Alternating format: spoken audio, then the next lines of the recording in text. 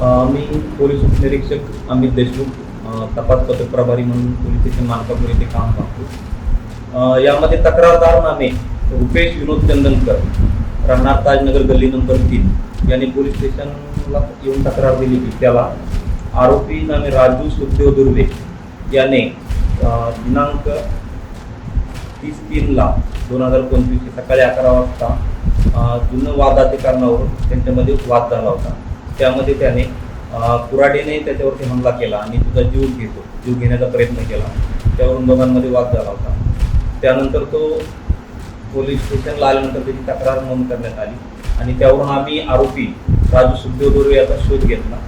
तो मिळून आल्यानंतर त्याचा अभिलेख पाहिला असता. तो पोलीस ठाणे अभिलेखावर रेकॉर्डेड गुन्हेगार आहे. त्यात आम्ही वैद्यकीय उपचार करून अटक करण्यात आली. सर, आरोपी वो का गुन्हा है, का बैकग्राउंड है, का करते का नाही, आणि हा झगडा का कायच्याने झाला झगडा, का कारण काय? आरोपीवरती जुने घरफोडी आणि मारहाणीचे गुन्हे दाखल आहेत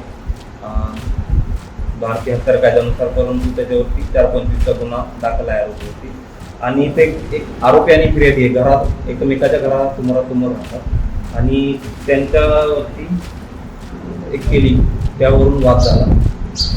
त्याने कुऱ्हाडीने मारहाण